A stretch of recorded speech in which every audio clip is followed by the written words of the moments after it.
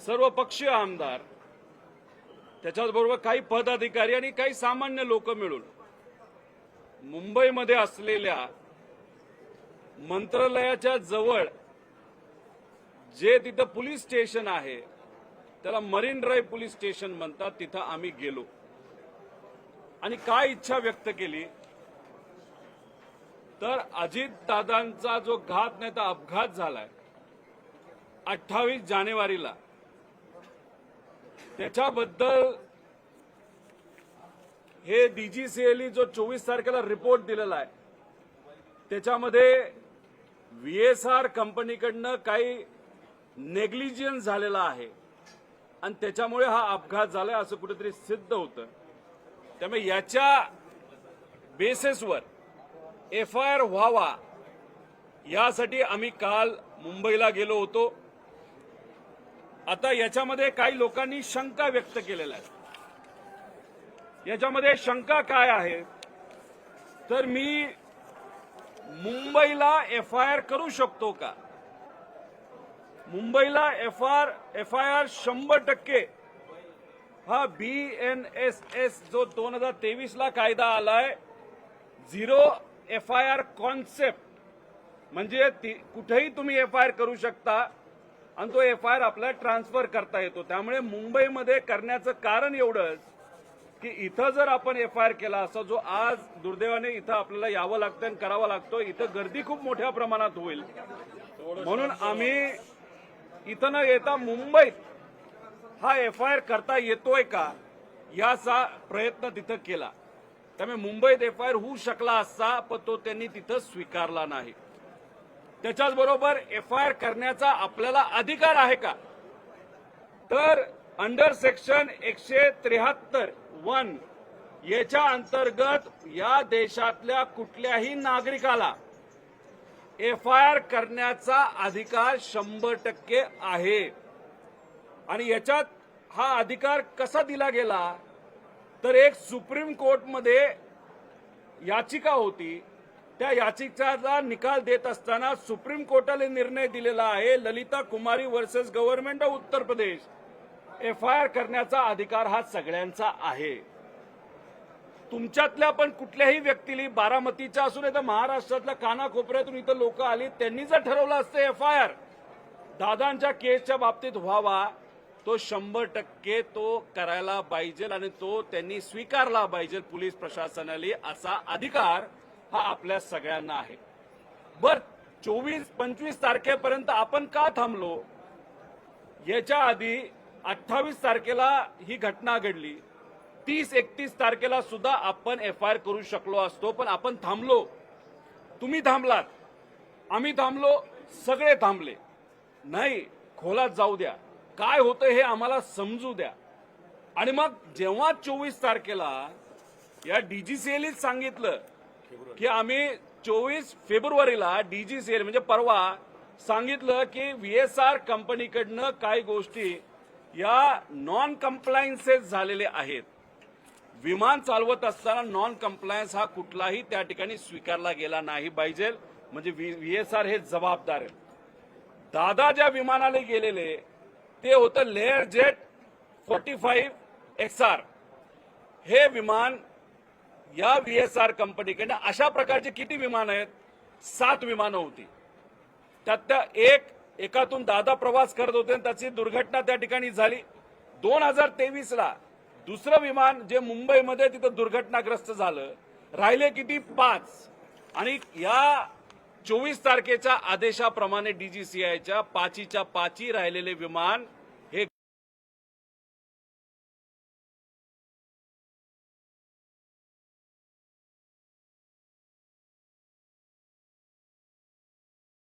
कंपनीले। आणि मग कुठलं विमान होतं ते होतं लेअर जेट 45 XR।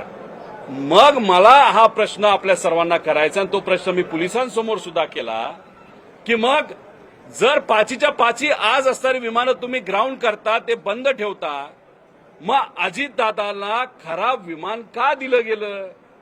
ते चुकून दिलं गेलं का मुद्दामून दिलं गेलं? या बाबतीतला एफआयआर करण्यासाठी आम्ही सर्वजण इथं आलो होतो। हा एफआयआर कोणाच्या विरोधात आहे? तर हा व्हीएसआर कंपनीच्या विरोधात आहे, त्यांच्या मालकांच्या विरोधात आहे. त्याच्याच बरोबर जर एअरवर्दीनेस म्हणजे विमान उडू शकतं नाही शकत हे बघण्याची जबाबदारी सीएची असते. मग कोण असे अधिकारी होते की अजितदादा ज्या विमानातून प्रवास करत होते ते विमान चांगलं आहे, चांगल्या कंडिशनमध्ये आहे, हे कुणी सांगितलं? असे कुठले अधिकारी आहेत, कुणी सह्या केल्या? तर या अधिकाऱ्यांना शोधा. अशा प्रकारचा दुसरा एफआयआर आम्ही करण्यासाठी तिथं सांगितलं. अजितदादांनी विमानात बसावं, विमान कुठलं द्यावं, उडायचं का नाही उडायचं, व्हिजिबिलिटी म्हणजे वातावरण बरं आहे का नाही आहे विमान उडवण्याचं हे बघण्याची आणि विमान नियोजन करण्याची जबाबदारी ही आहे एरो नावाच्या कंपनीला. त्यांचा एक प्रायव्हेट जो व्हॉट्सअपच्या चॅट आहे ते मी व्हिडिओ कॉन्फरन्सच्या माध्यमातून लोकांसमोर आणलं. त्याच्यामध्ये एक पवार नावाचा अधिकारी आहे एरो नावाच्या कंपनीचा, त्यांनी सांगितलं की वेदर चेक आहे आणि ओके आहे, दादांनी प्रवास केला तरी चालेल. आणि ती गोष्ट बघितल्यानंतर दादांच्या पीएली दादांना सांगितल्यानंतर 7 वाजता दादा गाडीत बसले आणि विमानतळावर त्या ठिकाणी पोहोचले. मग ही एरो नावाची कंपनी आहे, याच्यावर एफआयआर करा असं आम्ही तिथं सांगितलेलं आहे. आता ही जी चॅट आहे व्हॉट्सअपची त्याच्यामध्ये या राज्यातले विमान या गोष्टीकडे लक्ष देणारे काही अधिकारी आहेत. तर त्या अधिकारी जर त्या व्हॉट्सअप चॅटमध्ये होते, त्या ग्रुपमध्ये होते आणि अशा पद्धतीने चॅट येऊन सुद्धा आणि तुम्हाला राज्य शासन जर पगार देत असेल की एखादा व्हीआयपी ट्रॅव्हल करत असताना तो सुखरूप आहे का नाही, विमान योग्य आहे का नाही आहे ते बघण्याचा अधिकार हा त्या अधिकाऱ्याचा असताना सुद्धा त्यांनी दुर्लक्ष केलं आणि दुर्लक्ष केल्यामुळे दादांनी तो प्रवास केला आणि दुर्घटना घडली. मग त्या ग्रुपमध्ये असणारे जे कोणी अधिकारी असतील त्यांच्यावर एफआयआर करा. हा चौथा एफआयआर आम्ही इथं मागितलेला आहे. याच्यात आम्ही कोणाचंही नाव घेतलं नाही. जे या देशाचे एव्हिएशन मिनिस्टर आहेत ज्यांचा राजीनामा आम्ही मागतोय का, ज्या पार्टीतून ते येतात त्या पार्टीचं आणि व्हीएसआर कंपनीचं डायरेक्ट तिथं कमर्शियल रिलेशनशिप आहे, आर्थिक व्यवहार आहे. मग आर्थिक व्यवहार असणारा जर एखादा पक्ष असेल, त्याच्या जवळच्या एखाद्या व्यक्तीची कंपनी असेल आणि मग त्या कंपनीचं आणि व्हीएसआरचं नातं असेल तर मग तिथं असणाऱ्या एव्हिएशन मंत्र्याला त्या पदावर राहण्याचा कुठलाही अधिकार नाही असं आम्ही बोललो होतो. लोकांची इच्छा आहे. पण या एफआयआर मध्ये आम्ही त्या एव्हिएशन मंत्र्याचं नाव घेतलंय का?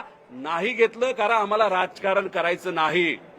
आम्ही याच्यामध्ये फक्त पोलिसांना एवढंच सांगितलं एफआयआर व्हावा, हा आमचा अधिकार आहे नागरिक म्हणून, परिवार म्हणून, तो तुम्ही स्वीकारावा.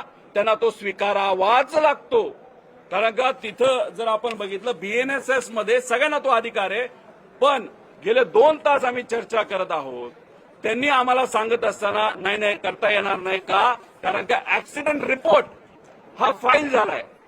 एक तुम्ही समजून घ्या, तुम्ही आता जात असताना जर कुणी मोटरसायकलवरनं पडल्यानंतर तुम्हाला लागलं आणि दुर्दैवाने ही गोष्ट फक्त उदाहरण म्हणून तुम्ही घ्यावी, त्याच्यामध्ये दुर्दैवाने मृत्यू झाला तर मग ऍक्सिडेंट रिपोर्ट काय असतो? डोक्यावर आपटला होता का, पडला कसा होता, लागलं कुठलं, किती हाडं मोडली, मग काय झालं होतं, डोकं फुटलं होतं का, मेंदू बाहेर आला होता का, काय, हे ऍक्सिडेंट रिपोर्ट असतो. तर दादांचं आतापर्यंत काय झालंय तर फक्त ऍक्सिडेंट रिपोर्ट झाले 28 तारखेला. त्याच्यावर सीआयडी इन्व्हेस्टिगेट करते असं आम्हाला सांगितलं, असं तुम्हाला सांगितलं. अरे पण ऍक्सिडेंट रिपोर्टवर तुम्ही इन्व्हेस्टिगेट करत असताना जो क्रिमिनल अँगल आहे त्याच्याबद्दल काय, आणि ऍक्सिडेंट रिपोर्ट हा एकदा फाईल झाल्यानंतर एफआयआर घेण्याचा अधिकार नाही तर एफआयआर देण्याचा अधिकार हा नागरिकाचा असताना सुद्धा आणि त्यांची ड्युटी असते की तो स्वीकारावा. तरी सुद्धा दादांच्या बाबतीत आम्ही जे मुद्दे मांडले त्याच्या बाबतीत कुठेही एफआयआर घेतला जात नाही. आम्ही जी तपास यंत्रणा आहे त्याच्यामध्ये येतोय का? अजिबात नाही. सीआयडीला तपास करू द्या, सीबीआयला तपास करू द्या, डीजीसीआयला तपास करू द्या, आम्हाला आक्षेप कुठंच नाही. आमचं असं म्हणणं आहे की एफआयआर तुम्ही फाईल करा आणि तो तसाचा तसा हा सीआयडीला पाठवा एफआयआर, नाही तर सीबीआयला पाठवा. एवढंच आम्ही इथं या ठिकाणी बोललेलो आहे. पण कुठंतरी म्हणजे अधिकारी बोलत असताना गेल्या 2 तासामध्ये आम्ही त्यांना सगळी पुस्तकं वाचून दाखवली, सगळे नियम तिथं दाखवले आणि कुठंतरी आता अधिकारी काही प्रमाणात आम्हाला सकारात्मक दिसायला लागलेत. पण काही जसं काल कुठंतरी तिथं असणाऱ्या अधिकाऱ्यावर एक प्रेशर होतं, असंच काही प्रमाणात प्रेशर इथं आम्हाला जाणवते. हे कार्यालय अजितदादांनी बांधलेलं आहे, हे अधिकारी अजितदादांनी आणलेले आहेत.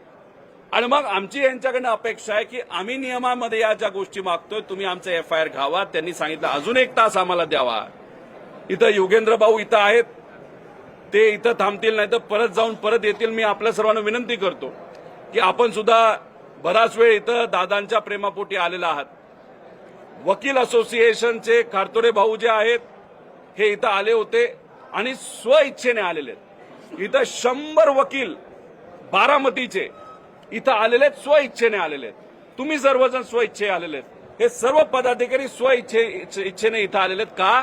तुम्हाला आम्हाला फक्त एवढीच इच्छा आहे की अजितदादांना न्याय मिळाला पाहिजे. काय खरं घडलं हे कुठेतरी आपल्याला समजलं पाहिजे.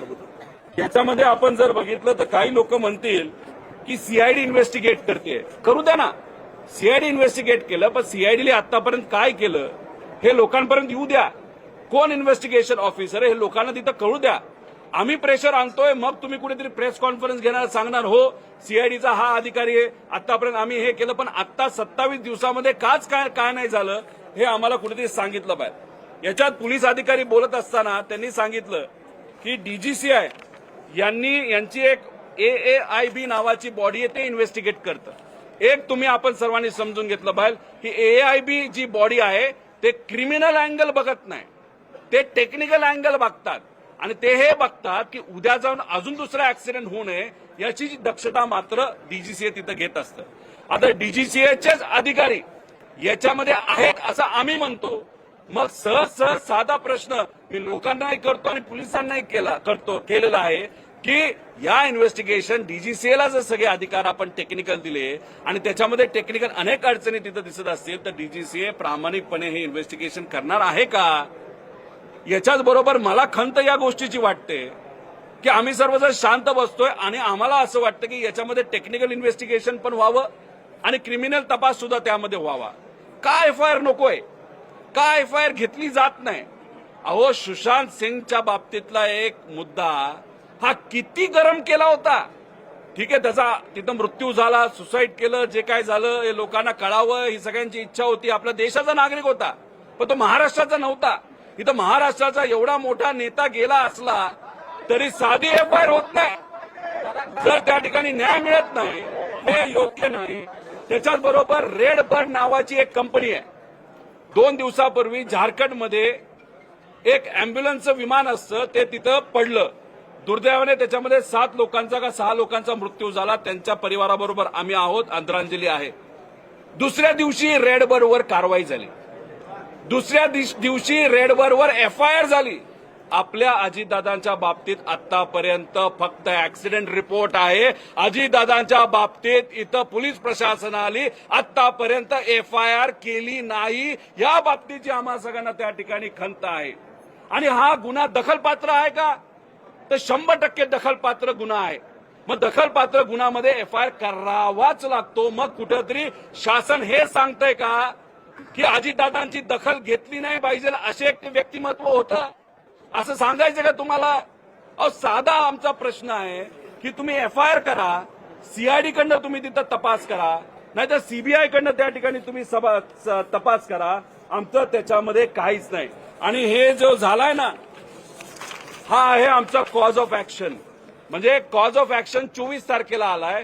म्हणजे डीजीसीएने जो रिपोर्ट दिला त्याच्यामध्ये त्यांनी जे सांगितलेलं आहे की व्हीएसआर कंपनी जबाबदार आहे म्हणून विमान आम्ही हे करतो. ह्या कॉज ऑफ ऍक्शनवर आज एफआयआर व्हावा अशी आमची इच्छा होती, पण दुर्दैवाने ती इच्छा त्या ठिकाणी आज पूर्ण होत नाही.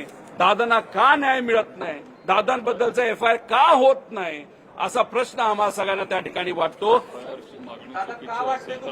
आणि आमचं हेही म्हणणं आहे, इथं असणाऱ्या प्रत्येक व्यक्तीचं कदाचित तुमचं सुद्धा म्हणणं आहे, आम्ही जो एफआयआर दाखल करत आहोत तो जो चुकीचा असेल तर आमच्यावर कारवाई करा.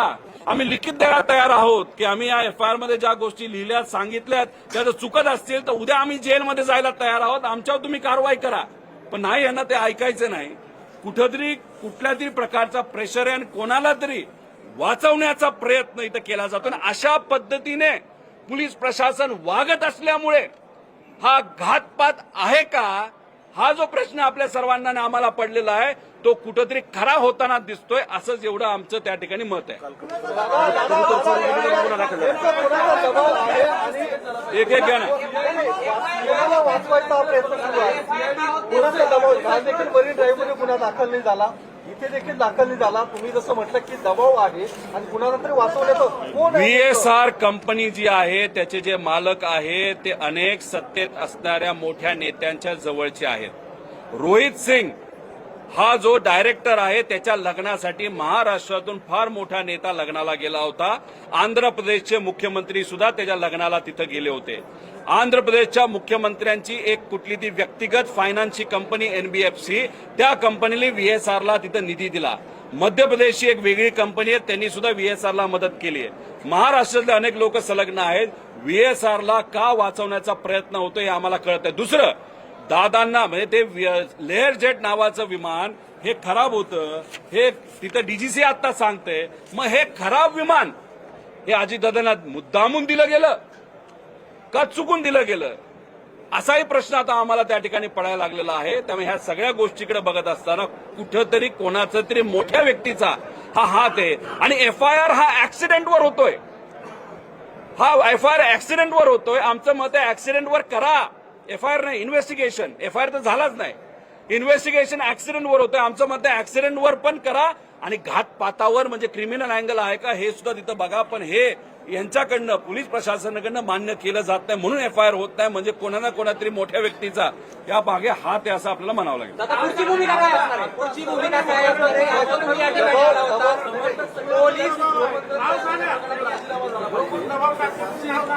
बघा, मला असं कळालेलं आहे की आपण FIR व्हावा हे जे आपलं स्टेटमेंट आहे ते माझं स्टेटमेंट आहे, युगेंद्रचं स्टेटमेंट आहे, इथं असलेल्या प्रत्येक पदाधिकाऱ्याचं स्टेटमेंट आहे, लोकांचं स्टेटमेंट आहे, लोकांनी सह्या केल्यात. पण फक्त कदाचित एक बातमी कुठेतरी लागली की याच्या माध्यमातून आम्ही होम मिनिस्टर यांचा राजीनामा मागतोय. असं अजिबात नाही. याच्यातून आमचं एवढंच म्हणणं आहे, आम्हाला राजकारण करायचंच नाही. करायचं असलं असतं तर आम्ही करू शकलो असतो. या मागे सगळ्यांनी ज्या सह्या केलेल्या आहेत त्या सह्या कशासाठी आहेत तर आमच्या अजितदादांचा जो नाही तर घातपात त्या ठिकाणी झालाय, नाही तर ऍक्सिडेंट झालेला आहे. आमच्या काकांचा मृत्यू त्याच्यामध्ये त्या ठिकाणी झालेला आहे. आमचे लाडके दादा जे आम्हाला सोडून गेलेले आहेत त्यांच्याबद्दलचा FIR घेण्यात यावा. या स्टेटमेंटवर या सर्व नागरिकांनी, त्यांच्या प्रेमी लोकांनी तिथं सह्या केलेल्या आहेत. आणि इथं बघा, इथं लोक स्वइच्छेने आलेत, सगळे वकील आलेत. वकील तिथं 2 तास आर्ग्यू करत होते की नाही तुम्हाला FIR घ्यावा लागेल.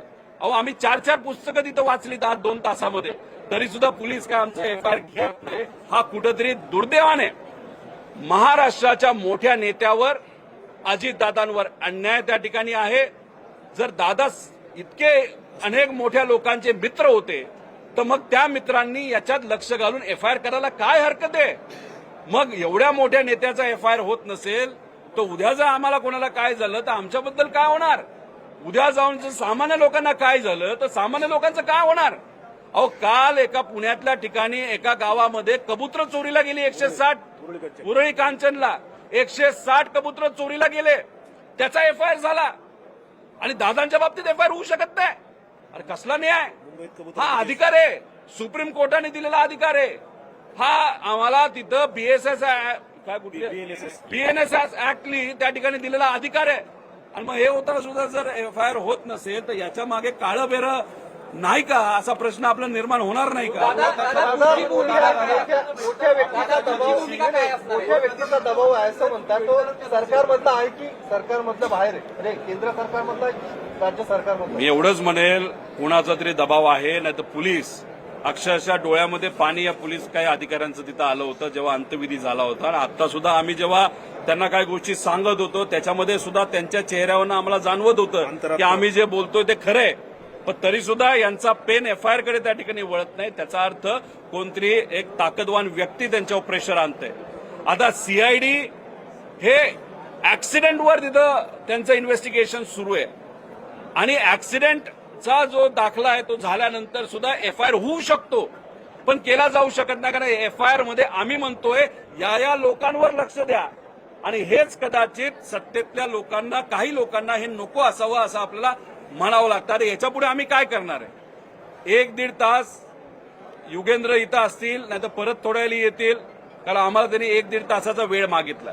खरं तर मुंबईमध्ये सुद्धा आम्हाला सांगितलं होतं 2 तास. मुंबईची घटना घडून 15 तास झाले, तरी सुद्धा त्यांच्याकडनं आम्हाला अजून काही सांगितलं नाही आलं. त्यांचा अभ्यास काही पूर्ण झालेला नाही. 1-1.5 तास हे थांबा असं म्हणतायत, ते थांबतील, आम्ही थांबू.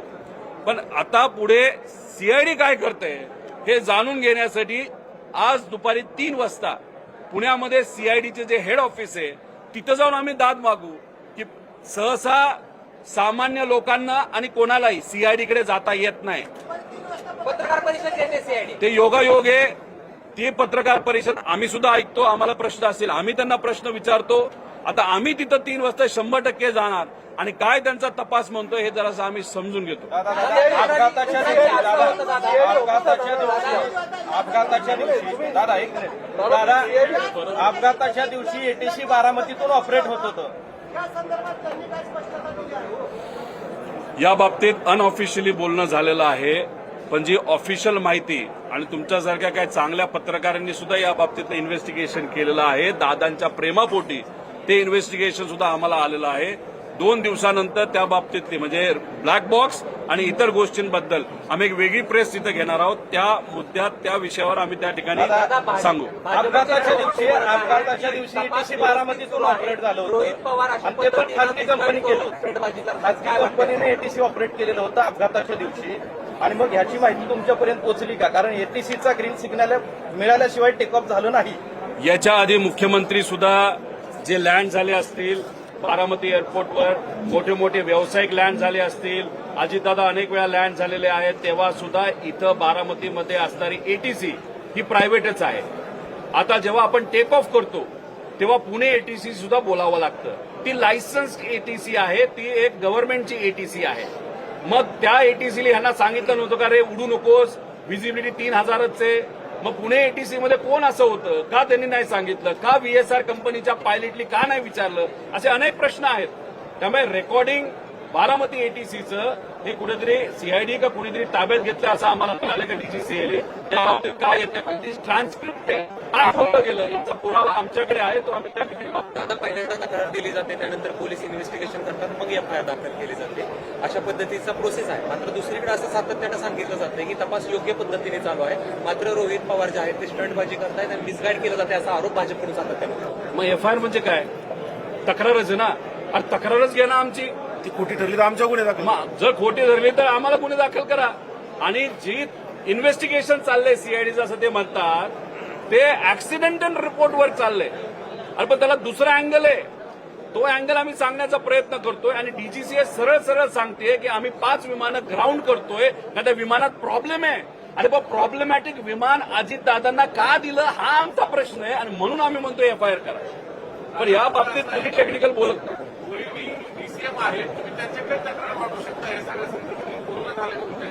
हे बघा, ते त्यांच्या लेवलवर प्रयत्न करताय. मला अजूनपर्यंत कुणीही, मी माझ्या वतीने देशाच्या होम मिनिस्टरला कागद दिलेत, प्रधानमंत्री साहेबांच्या कार्यालयामध्ये आम्ही कागद दिलेत, जे एव्हिएशन मंत्रालय त्यांना दिले आहेत, डीजीसीएला दिलेलं आहे, आणि सोशल मीडियाच्या माध्यमातून आम्ही सीएमओला पण दिलेत. सीएमओ जेव्हा वेळ देतील ती उद्या देतात असं आम्हाला कळतं, तेव्हा त्यांना सुद्धा कागद दिले. आता हे आम्ही स्व इच्छेने त्या ठिकाणी दिलेलं आहे. याबद्दलची चर्चा सुद्धा तिथे झालेली आहे. आता याच्या पुढं माझं एकही मत आहे, आणि हे तुम्ही रेकॉर्ड करा, याच्या पुढचा लढा हा लोक लढतील, सगळे लढतील. जर त्यांच्या पक्षातून, त्यांच्या परिवारातून जर मला कुणी आलं आणि म्हणलं की जे जे आहे ते आम्हाला दे, आम्ही लढायला तयार आहे. मी सगळे त्यांना देण्यात तयार आहे. लढावं, पण लढलं पाहिजे एवढंच आमचं मत आहे. आणि दादांना न्याय मिळाला पाहिजे, त्यासाठी जो जो कुणी भूमिका घेतोय, अमोल मिटकरी त्यांच्या बाजूनी भूमिका घेत आहेत. त्यानंतर तिथं काल एक नायकवडे नावाचे आले होते, ते भूमिका घेत आहेत. ठोंबरेताई तिथं भूमिका घेत आहेत. बाबा पाटील तिथं भूमिका घेत आहेत. बाकी इतरही भूमिका घेतात. तिथं जयली सुद्धा सोशल मीडियाच्या माध्यमातून तिथं व्यक्त झालाय की ब्लॅक बॉक्सच्या बाबतीत काहीतरी आम्हाला शंका वाटते. आणि त्याच्याच बरोबर जे विमान आहे व्हीएसआर चालवणारं कंपनी त्याच्यावर आम्हाला शंका आहे VSR कंपनी बंद झाली पाहिजे असं जय सुद्धा त्या ठिकाणी बोललाय आमचं प्रेझेंटेशन झाल्यानंतर. त्यामुळे ज्याला कोणाला पुढे घेऊन आणि काकींनी सीबीआय एन्क्वायरी मागितलेली आहे. त्यामुळे आपापल्या लेवलला लढलं पाहिजे पण न्याय मिळाला पाहिजे एवढी आमची ज्या भूमिका आहे. पद्धतीनं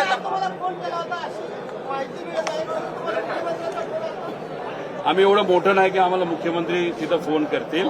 त्यांच्या कार्यालयामधून फोन आला होता. अजितदादांचा स्मारकाचा एक विषय मी मांडत होतो आणि त्या बाबतीतच चर्चा करायची होती.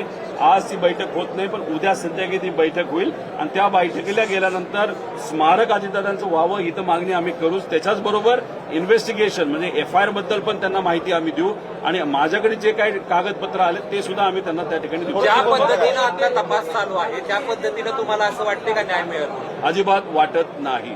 एक तर CIDने काय केलंय हे कोणालाच माहित नाही. आपण तिथं प्रेशर वाढवलं. तुमच्यासारख्या चांगल्या मीडियाने तो मुद्दा नेला. सोशल मीडियावर महाराष्ट्राचे तमाम सामान्य नागरिक हे व्यक्त झाले. बारामतीकर हे व्यक्त झाले. काही गावांमध्ये तिथं बंद पाडला गेला आणि त्यानंतर DGCI वर प्रेशर आलं. त्याच्यानंतर आता CID वर प्रेशर आलं. आता CID आज कुठेतरी ते प्रेस कॉन्फरन्स घेऊन काय केलं ते सांगतील. DGCA 24 तारखेला त्यांनी रिपोर्ट दिला पण DGCAने अजूनपर्यंत प्रायमरी रिपोर्ट दिलेला नाही. प्रायमरी रिपोर्ट हा 15 तारखेला यायला पाहिजे होता. आता तो रिपोर्ट अजूनपर्यंत आला नाही. आल्यानंतर आपल्याला कळेल की खरंच काय त्यामध्ये घडलं होतं.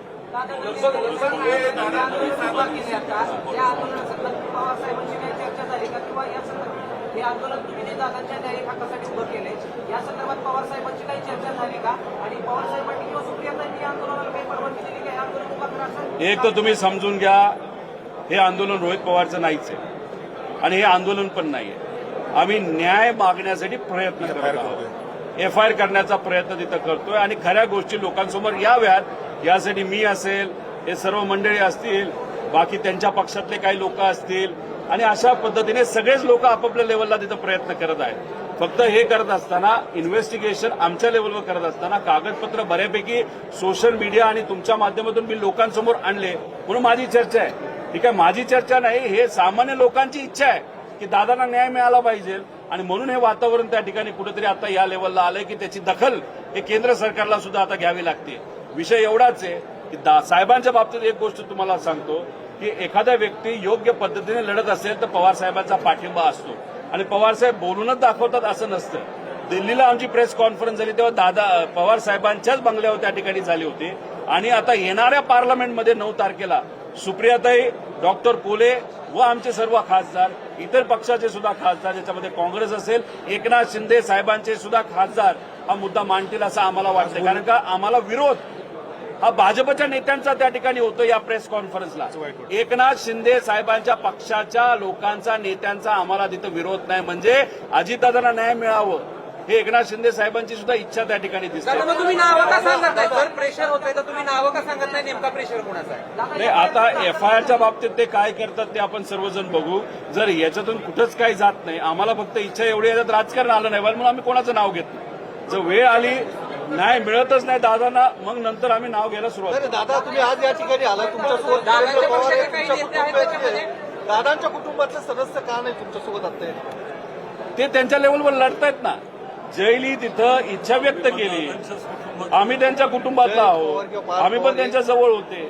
त्यानंतर सुनित्रा काकींनी सीबीआयकडे एन्क्वायरी देण्यात यावी असंही तिथं पत्र दिलेलं आहे. पण हे सगळं होत असताना ज्या त्रुटी आहे जसं FIR होणं महत्वाचं आहे. एन्क्वायरीमध्ये बऱ्याच काही गोष्टी आम्हाला जाणवत आहेत. DGCA कडनं सुद्धा काही लोकांना वाचवलं जातंय हे जेव्हा आम्हाला कळालं आम्ही आता प्रेस कॉन्फरन्सच्या माध्यमातून फक्त लोकांची जी इच्छा आहे की आम्हाला कळलं पाहिजे हे आम्ही त्या ठिकाणी दाखवत आहोत. शिवसेनेची लोक त्याच्यामध्ये नाही आहेत, राष्ट्रवादीचे आहेत का त्याच्यामध्ये? तुम्ही असं म्हणालात की शिवसेनेची लोक विरोध करत नाही, त्याच्यामध्ये राष्ट्रवादीची लोक आहेत का? येणाऱ्या पार्लमेंट एक तर त्यांच्याकडे एकच खासदार आहे ते आहेत सुनील तटकरे. त्यानंतर प्रफुल्ल पटेल आहेत. प्रफुल्ल पटेल अतिशय अनुभवी व्यक्तिमत्व आहे. कशामध्ये? एव्हिएशनमध्ये. आम्ही ज्या पद्धतीने इथं लढतोय डॉक्युमेंट आणतोय त्यांचे जुने कॉन्टॅक्ट आहेत. त्यांनी आम्हाला जर मदत केली असती तर आम्हाला आवडलं असतं. 4-5 कागद आम्हाला दिली असती नाही लढा तुम्ही चांगलं करता पण त्यांच्याकडनं अजूनपर्यंत झालं नाही. उद्या कदाचित होईल. विषय तो नाही. विषय त्यांच्याकडे एकच खासदार आहे. ते मुद्दे मांडतील नाही मांडतील हा वेगळा विषय. आमच्याकडे 8 खासदार आहेत. आम्ही आमच्या लेवलला मांडू. काँग्रेस मांडेल. त्यानंतर एकनाथ शिंदे साहेबांचे पक्ष मांडेल. उद्धव ठाकरे साहेबांचा पक्ष त्या ठिकाणी मांडेल. तृणमूल काँग्रेस त्या मांडेल. इतरही राज्यातले जे इतर नेते, जसं आप पार्टी सुद्धा उद्या जाऊन हा मुद्दा त्या ठिकाणी मांडणार आहे. त्यामुळे पार्लमेंटमध्ये बरेच लोक मुद्दे घेतील आणि त्याच्यात जे एव्हिएशन मंत्री आहेत ते त्या पदावर राहिलेच नाही पाहिजे, कारण त्यांच्या पार्टीच्या प्रमुखाचं आणि VSRचं आर्थिक संबंध आहेत हे सिद्ध झालेलं आहे. त्यामुळे त्यांचा राजीनामा सुद्धा मागितला जाईल असं आम्हाला वाटतं. थोडक्यात राष्ट्रवादीचा पाठिंबा रोहित पवारांना संपूर्ण पक्षाचा नाही असं ज्यातून सिद्ध होतं. कशातून? राजकीय नाही.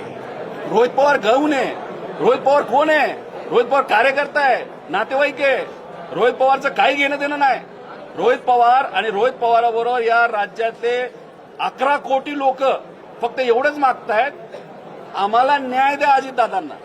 इन्व्हेस्टिगेशन नीट झालं पाहिजे, टेक्निकल अँगल पण बघा आणि क्रिमिनल अँगल पण बघा.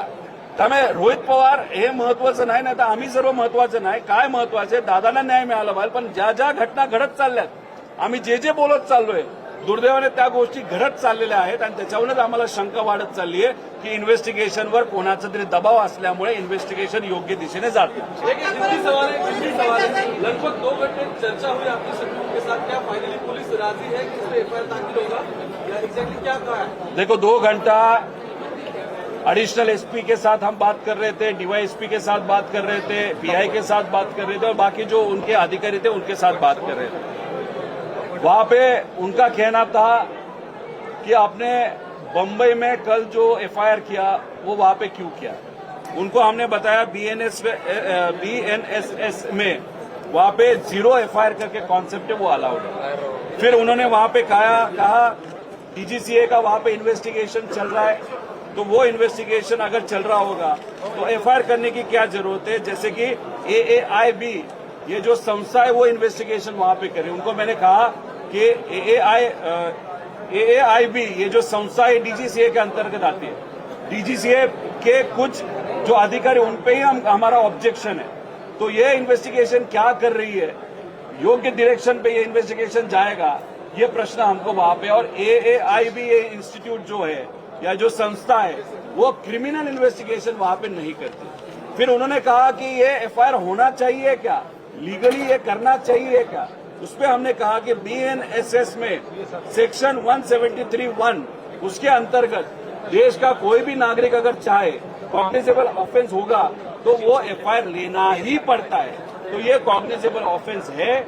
अभी तक आज तक अजीत दादा के केस में एक भी FIR वहां पे नहीं हुआ, सिर्फ एक्सीडेंटल रिपोर्ट वहां पे हुआ है. उस पर CID वहां पे इन्वेस्टिगेशन कर रही है. लेकिन हमारा कहना है जो कॉज ऑफ एक्शन है वो कॉज ऑफ एक्शन है जो DGCA ने परसों ये जो रिपोर्ट वहां पे दिया है उसमें उन्होंने कहा है कि नॉन कंप्लायंसेस ये VSR ने किए थे. अगर नॉन कंप्लायंस वहां पे किए थे और उसके कारण 5 विमान अगर आप ग्राउंड कर रहे हो, दैट मीन्स जो अजीत दादा का विमान था वो भी फॉल्टी था. तो फॉल्टी विमान जानबूझ के दिया या गलती से दिया तो उसको क्रिमिनल कॉन्स्पिरेसी आती है. तो वो क्रिमिनल कॉन्स्पिरेसी टेक्निकल रिपोर्ट पे नहीं होगा, उसके लिए अलग FIR लेना पड़ेगा. इसलिए उनको हम विनती कर रहे थे. हमने वहां पे किसी भी नेता का नाम नहीं लिया. जो एविएशन मंत्री है उनके खिलाफ हमारा कंप्लेन है, जो हम पुलिस के यहाँ पे नहीं किया, हमने नेताओं को किया कि ये जो मंत्री है उनकी जो पार्टी है उनका पार्टी के नेताओं का और VSR का आर्थिक संबंध है, इसलिए इस नेता को वहां पे पद पे रहने का कोई अधिकार नहीं. ये हमारी भूमिका आज भी है, कल भी रहेगी. लेकिन FIR में हमने उनका नाम नहीं लिया. हमने VSR का नाम लिया है, हमने DGCA के जो कोई अधिकारी है जो जिम्मेदार है वो हमको नहीं मालूम, इन्वेस्टिगेशन के बाद पता चलेगा. तीसरी बात, एरो नाम की कंपनी है. चौथी बात, उस ग्रुप में एरो के ग्रुप में कौन कौन अधिकारी उनका नाम उनके ऊपर FIR लो ऐसे कहा. फिफ्थ, जो भी क्रिमिनल कंस्पिरेसी के लिए जवाबदार है उसके ऊपर आप ले लो. अभी इसके लिए FIR लेने के लिए हम यहाँ पे आए, लेकिन वो अधिकार सेक्शन 173(1) BNSS में होने के बाद भी हमको FIR वहां पे करने की वहां पे अनुमति पुलिस अधिकारी ने वहां पे नहीं दी. इसलिए यहाँ पे हमको लग रहा है कि अजित दादा पे वहां पे अन्याय हो रहा है. CID ऑफिसला तुम्ही कधी आज जाणार आहात का उद्या? आता 3 वाजता मी इथं असणारे जे सामान्य लोक आहेत वकील आहेत, पदाधिकारी आहेत, महिला आहेत, युवा आहेत, विद्यार्थी आहेत, दादाप्रेमी आहेत, दादांचे निष्ठावंत कार्यकर्ते आहेत, पदाधिकारी सगळे यांची इच्छा आहे की न्याय मिळाला पाहिजे. आता हा न्याय मिळण्यासाठी आम्ही लढत आहोत, लोक लढत आहेत. आता जसं आम्ही इथं आलो, यांनी अजून आमचा FIR स्वीकारला नाही. युगेंद्र इथं थांबतील, थोड्या वेळी येतील, ते परत त्यांना विनंती करतील. पोलिसांनी सांगितलं 1 तास थांबा. तोपर्यंत आम्ही 3 वाजता CID ऑफिसला जाणार आहोत. काय CID कार्यालय करते हे जरा आम्ही समजून घेणार आहोत. काय आतापर्यंत केलं हे आम्हाला समजून घ्यायचं आहे आणि मग ते काय बोलतात हे आम्ही समजून घेऊन मग उद्या लागलं तर होम मिनिस्टर साहेबांना आम्ही भेटू. DGCA या सगळ्या घटनेनंतर शिवसेनेच्या शिवसेनेने आम्ही मराठी माणसं आहोत. दादा एक मोठे नेता होते. जर पोलिसांनी फक्त बघण्याची भूमिका घेतली तर आम्ही काही शांत बसणार आहोत का? आम्ही इथं आमची भूमिका एवढीच आहे की दादांवर अन्याय होऊन देऊ नका. लेकिन जर आता जे दिसायला लागले की इन्व्हेस्टिगेशनच्या बाबतीत कुठंतरी हस्तक्षेप व्हायला लागलेला आहे आणि मग काही लोकांना, काही कंपन्यांना वाचवलं जातं. मग दादांच्या बाबतीतच अशा गोष्टी होत असतील आणि मग दुसऱ्या केसेसच्या बाबतीत तिथे FIR होतात. सुशांत सिंगचं मी बोललो तुम्हाला की तिथं एवढा आवाज उठवला जातो, आंदोलन केलं जातं. अरे हे तर तुमचे मित्र होते, हे मोठे नेता होते. करोडो लोकांनी यांच्यावर प्रेम केलेलं आहे, पाठिंबा दिलेला आहे. या व्यक्तीच्या बाबतीत तुम्ही आंदोलन करत नाही, तुम्ही प्रयत्न करत नाही, साधा FIR होऊन देत नाही. मग ह्या सगळ्या गोष्टी बघितल्यानंतर कुठेतरी शंका ही वाटायला लागलेली आहे. आम्ही 2-3 दिवस बसू, वाट बघू. आमचे वकील जे आहेत, इथं राहुल भाऊ सुद्धा आहेत, खारतोडे भाऊ त्या ठिकाणी आलेत, तिथं प्रांजल तिथं होते. त्यांचं मत आहे की 2 दिवस आता आम्ही एक ईमेल SP साहेबांना त्या ठिकाणी लिहिणार आहोत. उद्यापर्यंत आम्ही थांबू आणि आमचे वकील जी बारामती संघटना आहे त्यांनी सांगितलं की दादांची केस आम्हाला दादांच्या प्रेमापोटी त्या ठिकाणी लढायची आहे. त्यामुळे मग वकील इथले बारामतीचे जे म्हणतील, जसं म्हणतील, बारामतीत आपण केस फाईल करायची FIR करण्यासाठी. केस ही PIL नाही, FIR करा. याच्यासाठी आम्ही बारामतीमध्ये जायचं का मुंबईत जायचं हे इथं असणारे वकील संघटना ठरवेल. वकील ठरवतील, ते जसं सांगतील तसं आम्ही पुढे जाऊ. दादा या सगळ्या घटनेनंतर नाही, घटनेचा तपास व्हावा यासाठी आमचं मत आहे की 2 महिन्यामध्ये आपल्याला तपास नक्कीच त्या ठिकाणी कळू शकतो. त्यातला 1 महिना झालेला आहे. पण झालं असं आहे की DGCAचे काय अधिकारी हे VSR कंपनीला सपोर्ट करण्यासाठी आणि VSRच्या पाठीमागे मोठे मोठे लोक असल्यामुळे कागदपत्र हे मॅनेज केले जात आहेत. इन्व्हेस्टिगेशन हे मॅनेज केलं जात आहे. कागदपत्रापासून सगळे पुरावे हे मॅनेज केले जात आहेत, मॅन्युप्युलेट केले जात आहेत. आणि म्हणून आम्हाला भीती वाटते की उद्या जाऊन दादांना खरंच न्याय मिळेल का. त्यामुळे लवकरात लवकर हे इन्व्हेस्टिगेशन व्हावं. DGCAचे काय अधिकारी याच्यामध्ये आहेत असं आमचं मत आहे. त्यामुळे मग DGCAलाच तुम्ही कलम 11च्या अंतर्गत जे इन्व्हेस्टिगेशन करायला सांगत आहात ते आम्हाला अमान्य आहे.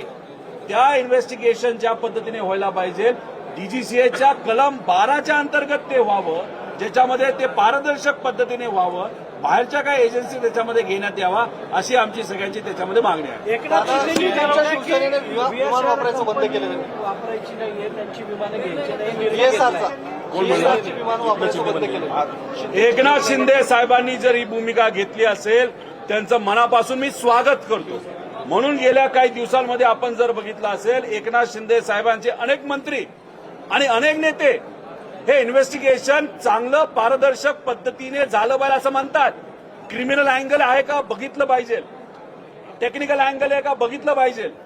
आणि ही जी मागणी आमच्या सगळ्यांची होती की VSR हे बंद झालं पाहिजे, काही प्रमाणात एकनाथ शिंदे साहेबांनी सुद्धा तीच मागणी जर केली असेल, खरंच हे मानलं पाहिजे. कारण आज राजकारण नाही करायचं, त्या सत्तेत आहेत, आम्ही विरोधात आहेत.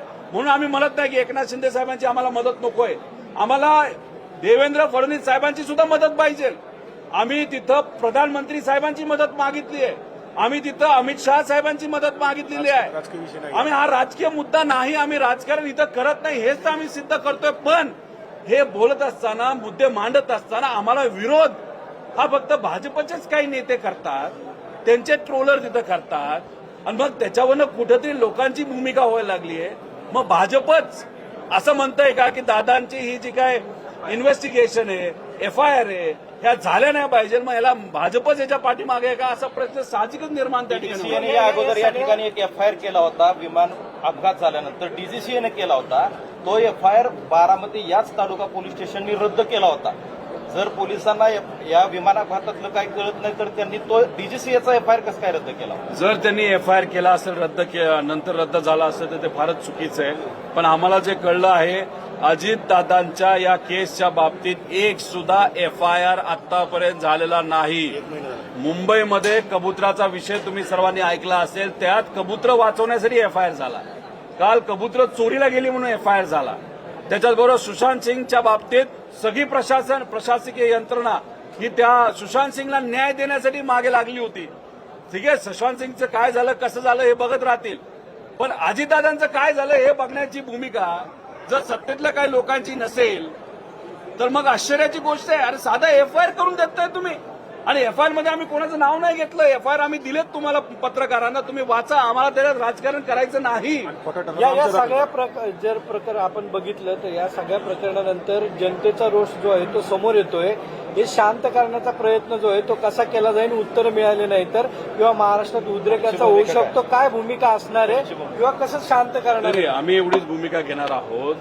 बारामतीकरांना सुद्धा आम्ही विनंती केली होती की खूप मोठ्या संख्येने कृपा करून तुम्ही येऊ नका, इथं तुम्ही शांततेत राहावा. सरकारी ज्या काही वास्तू असतात त्याची सुरक्षितता ही आपली जबाबदार असते. त्यामुळे शांततेत जे जे काय आपल्याला करता येईल ते तुम्ही करू शकता. दादा शिस्तप्रिय होते.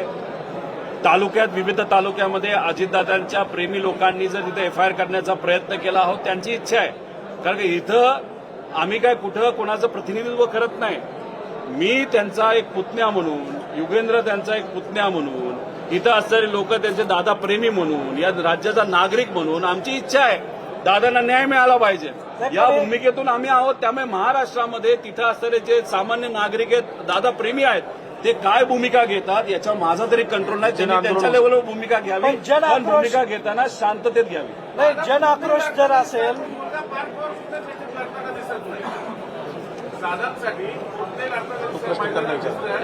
तो त्यांच्या लेवलवर तिथं काही अधिकाऱ्यांशी बोलून कसं तरी तो त्याच्या लेवलला लढत असेल. तो लढत नाही असं आपल्याला म्हणून चालणार नाही. जय त्याच्या लेवलला तिथं बोलतोय.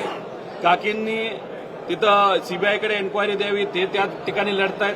त्यामुळे सगळेच त्यांच्या परीने तिथं लढतायत. फक्त विषय एवढाच आहे, हे मंद गतीने दादांचं इन्व्हेस्टिगेशन चाललंय एवढं आमचं म्हणणं आहे. कुटुंब म्हणून विचारतो की त्यांच्यावरती काही दबाव आहे का किंवा ते उघडपणे बोलू शकत नाही असं काही वाटतंय का तुम्हाला? याबद्दलची चर्चा कुठेही झालेली नाही. ते अजितदादांचे कुटुंबीय आहेत. जसं आम्ही कोणाला घाबरत नाही तसेच ते असावेत आणि ते आहेत. त्यामुळे ते मला तुम्हाला वाटतं दबाव आहे त्यांच्यावर, काही दबाव वाटतो? मला वाटत नाही त्यांचा दबाव आहे. ते त्यांच्या लेवलनी त्या ठिकाणी प्रयत्न करत आहेत आणि आम्ही आमच्या लेवलनी प्रयत्न नाही, करत पण आज अध्यक्षपदाची निवडणूक होती, त्या ठिकाणी तुम्ही एक लक्ष केंद्रित करण्यासाठी इकडे हे केलं असंही बोललं जाते. बर, लक्ष आमच्याकडे यावं नाही तर तिथलं लक्ष जावं यासाठी आम्ही हे केलं असं तुम्हाला वाटत असेल तर मग 0 FIR हे प्रोव्हिजन असताना आम्ही बारामतीत आलो का? नाही, आम्ही मुंबईत गेलो का? 0 FIR आहे तिथं ते घ्यावं आणि काल घ्यावं. पण काल तिथं आम्हाला कुठलाच भाव मिळाला नाही, FIR घेतला नाही आणि मग आम्हाला पर्याय दुसरा कुठला राहिला नाही. कारण का आम्हाला तिथं कुठंच दखल घेतली जात नव्हती, तर आम्हाला पर्याय दुसरा नाही. तर जिथं ही घटना घडली बारामती या भूमीमध्ये येऊन इथे FIR दाखल करणं, ते करून घेण्याचा प्रयत्न करणं यासाठी आम्ही सर्वजण आलेलो. त्यामुळे जर कुणी वेगळ्या अँगलनी राजकीय दृष्टिकोनातून म्हणत असेल त्याला लखलाभ, तो त्याचा विषय. आम्ही इथं सामाजिक पद्धतीने दादांच्या प्रेमापोटी या सगळ्या गोष्टी करू. तुम्ही उघड भाजपचं नाव घेतलंय, भाजपचं नाव घेतलंय, तुम्ही हाय भाजप या मागे असं वाटतंय का? तुम्ही नाव नाही, मी भाजपचं नाव याच्यासाठीच घेतलेलं आहे की भाजपचेच, फक्त भाजपचेच नेते मंत्री हे आम्ही जे बोलतोय त्याच्यावर आक्षेप घेत आहेत. त्यांचेच ट्रोलर या विषयावर आक्षेप घेत आहेत, त्यांचेच प्रवक्ते या विषयावर आक्षेप घेत आहेत. बाकी कुठल्याच पक्षातले, बाकी कुठलेच सामाजिक लोक या विषयावर तिथं आक्षेप घेताना दिसत नाही. त्यामुळे ते लोक का आक्षेप घेतात याचा प्रश्न आम्हाला पडलाय आणि त्यामुळे चर्चा ती होत असल्यामुळे ती चर्चा इथं मी फक्त बोलून दाखवतो. राजकीय चर्चा ही पण आहे की विलिनीकरण होत नाही, त्यामुळे रोहित पवार अशा पद्धतीने प्रेशर टॅक्टिक्स करतायत अशी एक दबकी आवाज सगळ्यात पहिल्यांदा मी म्हणलो होतो विलिनीकरण आता काही फायदा नाही आम्हाला करायचा पण नाही, कारण का दादाची भावनिक इच्छा होती की पवार साहेबांचं वय बघता पवार साहेबांबरोबर एकत्रित येणं ही त्यांची भावनिक इच्छा होती. 18व्या वर्षी अजितदादांचे वडील हे वारले. आनंद आजोबा हे वारल्यानंतर अजितदादांना कुणी मुलासारखं वागवलं असेल तर पवार साहेबांनी वागवलं आणि हे त्यांच्या मनात होतं. हे त्यांनी आम्हाला बोलून दाखवलं. जेव्हा रेवतीचं लग्न ठरलंय हे सांगण्यासाठी पवार साहेबांनी अजितदादांना फोन केला. मी तिथं होतो, पण पवार साहेबांना कफ असल्यामुळे पवार साहेबांना बोलता येत नव्हतं. पवार साहेब काय बोलतात हे दादांना कळत नव्हतं आणि ही ती परिस्थिती बघितल्यानंतर दादांच्या डोळ्यात पाणी मी बघितलेलं आहे. मग ही भावनिक भूमिका दादांची असताना याच्यामध्ये आम्ही राजकारण का करू? अरे नको आम्हाला हे विलिनीकरण, पण अजितदादा न्याय तर द्या, त्याच्यासाठी एफआयआर तर करा. साधी एफआयआर होत नसेल तर अजितदादा न्याय कसा मिळणार असं आमचं मत आणि लोकांचं मत आहे. नाही, अनेक बारामतीकरांचं असं म्हणणं आहे की दादांनी एवढे आमदार केले, खासदार केले, रोहित पवार आणि मिटकरी सोडले तर एकही आमदार यावरती बोलायला तयार नाही, आवाज उठवायला तयार नाही. वाटतं तुम्हाला ही सगळी शोकांतिका आहे? बघा, अजितदादांच्या विरोधात या बारामती मतदारसंघातून कोण उभं होतं? युगेंद्र इथं आहे. मला पहिलं जिल्हा परिषदेचं तिकीट दादांनी दिलं, मला आमदारकीचं तिकीट दादांनी दिलं आणि राजकारणात आम्ही दोघं येण्यापूर्वी लहानपणीपासून जन्मापासून आम्ही त्यांचे पुतणे, आम्हाला त्यांनी मांडीवर खेळवलंय हे आम्हाला माहित आहे. मग अशा परिस्थितीमध्ये आम्ही आमच्या लेवलवर त्या ठिकाणी बांधतोय. आता काल अमोल मिटकरींना संधी दादांनी दिली. नायकवडेंना भाषणातून शब्द दिला होता की तुला मी तिथं आमदार बनवतो, दादांनी करून दाखवलं, ते तिथं आले होते. आता बाकीचे काय येत नाहीत हे मी कसं सांगू शकणार? तो त्यांचा तिथं विषय आहे. नाही, पण शोकांतिका वाटते का तुम्हाला एक सगळी? त्यांनी पण यायला पाहिजे या तुमच्या लढ्यामध्ये. त्यांच्या मनामध्ये असेल पण त्यांना येता येत नसेल, काय येता येत नाही मी नाही सांगू शकत. चला, थँक्यू बाबा, थँक्यू बाबा, थँक्यू. तू पण नाही की तुम्ही फक्त एकच दादा अजित दादा बस.